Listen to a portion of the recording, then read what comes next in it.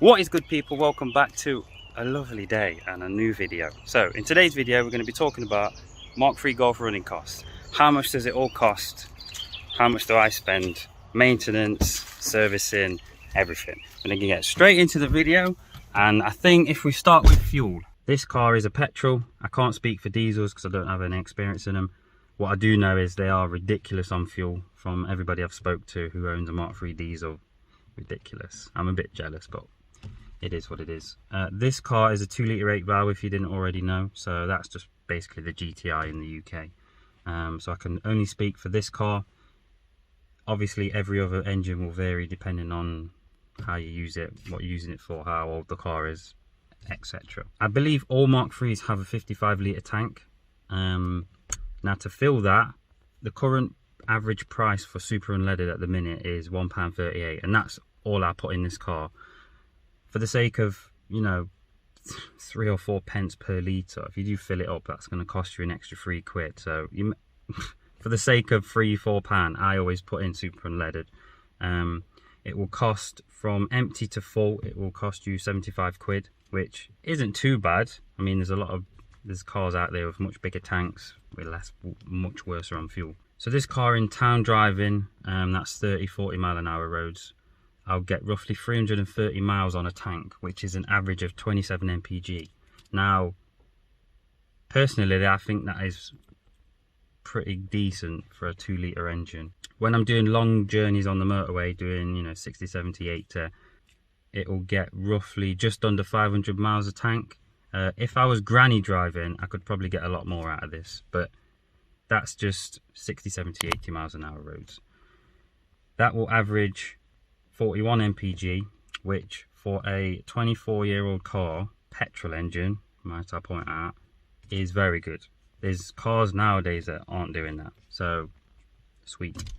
What type of road you go on, how you drive the car is very important. You know, if you rag it everywhere, you're not going to be getting good mpg. I don't rag this car. I do drive it briskly sometimes. Sometimes I cruise in it. Sometimes I'm driving fast. Sometimes, you know, it varies. But rule of thumb, I tend to get roughly 330. That was when I was going to my old workplace, which was about 4 or 5 miles. Stop-start traffic. And then obviously motorways, when I'm going to buy car parts and going to London and bits and bobs like that, I can get roughly just under 500 miles. That's without trying. I need to add that in. If I was sticking at 60, if I was being really cautious, I could get more. Might do a little video on that. We'll see. A lot of this terminology you guys are probably not going to understand because this is the UK. So in order to drive a car on the UK roads, you need to have a valid MOT, which is a yearly inspection. You need insurance, and then you need what's called road tax. Road tax will vary depending on the age of the car, how good or bad the emissions are and stuff like that. With this car, it's very simple. Anything before 2001, well, if it's 1st of March 2001, if the car is registered before that date, anything under a 1549cc engine will all have the same tax band, and anything above that will all have the same tax band. So it doesn't matter if you've got a 0.1 litre car or a 1.5 Civic, all of the tax is going to be the same. Or if you have a 1.6 and a 10 litre Chevy, the tax is going to be the same. So it's dead easy for an older car to understand the tax. So anything under a 1.6 will cost £170 a year to tax. For 6 months, it's about 93 quid. I think you might think, why would you have 6 months of road tax if you're going to insure it for the year? Well, if you've got an older car, you might only use it half the year. If you only bring it out for shows and the summer, it's actually pretty decent. It works out cheaper because you don't got to spend a whole year's worth. You can do a direct debit, which is about £14.80. So it's not too bad. You can split up the payments. You haven't got to pay it all outright at once. Now that tax band will probably only speak for about 20% of the Mark 3s. The rest of them, the 1.6s, the 1.8s, the 2 litres, the 2.8s, the 1.9 TDIs, will all have the higher tax band, which is £270 a year. Now, if you think a couple of years ago, I think back in 2013, when I had mine, I think it was about 220. So it's gone up every single year. Obviously they're trying to force us out these cars, but we will never let them win. 12 months is £270, 6 months is £154, and if you want it on direct debit, it's £24.50. That's the one I prefer to use because, like I said, you're paying your insurance outright, or if you're not, you've got your MOT and you've got your tax, and if I was to pay all my insurance outright, if I was to pay my tax outright, I'd be pushing over £1,000, and it's easier just to split up the payment. So I just pay £24.50 and job done. The next thing I want to talk about, oh, look at this weather, man, it's beautiful. Tyres.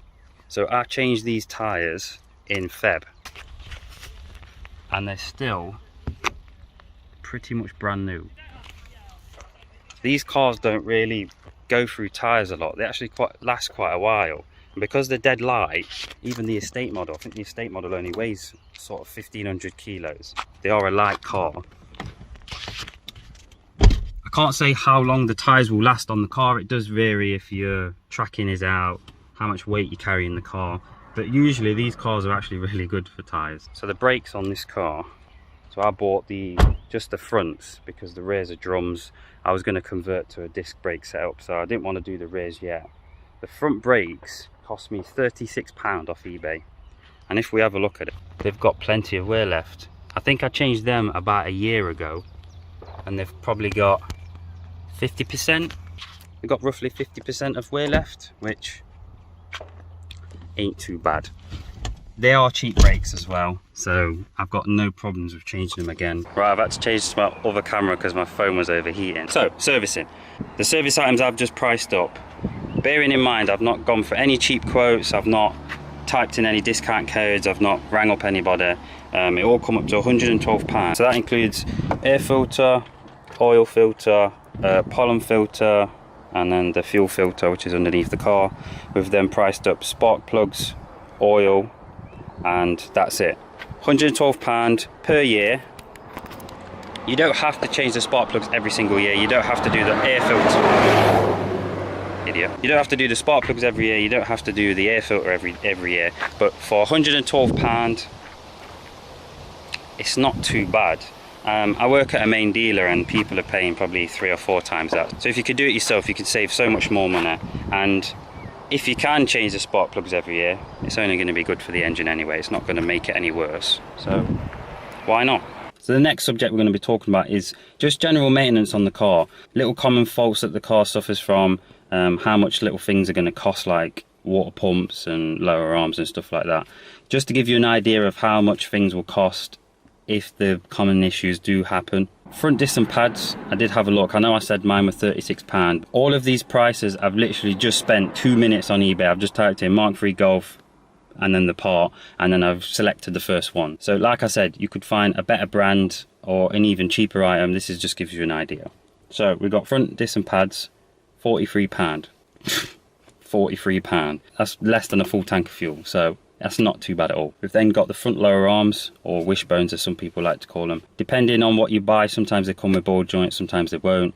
But these ones on eBay will cost 40 quid again. Water pump, what I did on this, the reason why I did the water pump was because the thermostat was a problem, and then the thermostat was right next to the water pump. So it was kind of a preventative maintenance thing, like while you're there, you may as well do this. So the water pump itself was £23 and the thermostat was 11 quid. So that's not bad at all. I know when I had the thermostat issue, the car was struggling to get up to temperature, which is not too bad in the summer, but when you're in winter and the car doesn't get up to temperature, it's not running at its optimum level, so you could be having a lot worse MPG. Your heaters don't work because the car is not hot enough to draw air from the engine. So £11 plus the water pump, 23 quid, and a bottle of coolant. It's not bad at all. So one of the issues that I had with this car is the crank sensor. The car would just cut out and then not start again, and it's a dead common problem on these. I don't know if it's a common problem on the 16 valves, VR6s, any other engine, but what happens is the crank sensor wiring is directly near the oil filter, and I think what happens is that cable gets brittle over time and starts to break away, and the wires actually touch and short together, so it prevents the car from starting. £50 for a good quality one. You don't want to put a cheap one on, because I've had horror stories where people have put them on, they've had more issues, and yeah, just don't get a cheap crank sensor, that's all I say. I got a Febby, I think they call them Febby ones. Heater matrices on these. I think the Mark II/Mark III era, because they're at that age now where they're pushing 30 years old. Obviously the Mark IIs are even older than that now, but you can get heater matrix problems where coolant is leaking into the footwell, and you might have issues with overheating or something like that. It is a big job, I'll be honest, depending on where your skill set is, because you do have to take the dashboard out. Coil packs are quite common to go on Mark IIIs as well. I always keep one in the boot just in case. £35, not too bad on eBay. They're about that big, so you know, keep them under the spare wheel, in the glove box, in the driver's pocket or anything like that. Just keep a spare with you, and you never know, you might need it one day. Track rod ends on these, they're not common to go, but it's a wearable item that can cause knocking and poor steering. They'll cost you £12 for both sides. It's not a difficult job either. Probably the most difficult bit is if it's rusted away and it's really tight to get off, but with a bit of heat or something like that, it should be alright.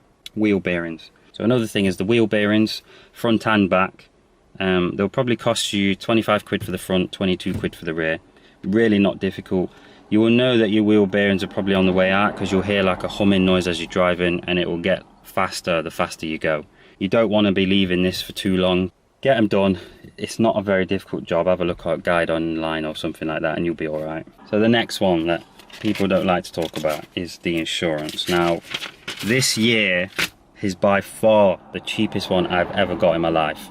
And if I'd have told myself at 18 that I'll be staring at these quotes, I would have said it was a damn good success. So my first year of insurance was about £2.5 grand a year, and that was on a tracker. This year's insurance for this car, mods declared, £295. That's, everything's legit on it. All of the mods have been wrote down, and that's with A-Plan. So shout out whoever recommended them. I did a post on Facebook asking people for insurance, and after having an issue with tons of them, I rang up A-Plan, and this lad called Gareth, yeah, absolutely smashed it. £297 for this car. Last year this car was about late 400s, and my current insurance couldn't get near it. That's with 8 years no claims bonus. Talking about maintenance and running costs and stuff like that, I haven't spent a huge amount on this car. Mostly it's been modifications, and it's not where I've just ignored things that need doing on the car. There are some things that I have not been asked to do, I'll be honest. The 2.5 years I've owned this car, it's been sound. Running cost wise, for a car, it's not bad at all. That was Mark III Golf running costs. Hopefully this video was a little bit informative, just to give you an idea of what, if you haven't got one, how much you're going to be expecting to pay. Not every single quote is going to be the same. People might not be as lucky as I was, people might be even luckier than I was, and not every car is going to cost the same. This just gives you an idea of what it cost, well, what it cost me to run this car every day. Nice little minute. Why? Hopefully you guys did enjoy this video. If you did, give it a like and subscribe, and come back next week for an upload. Peace!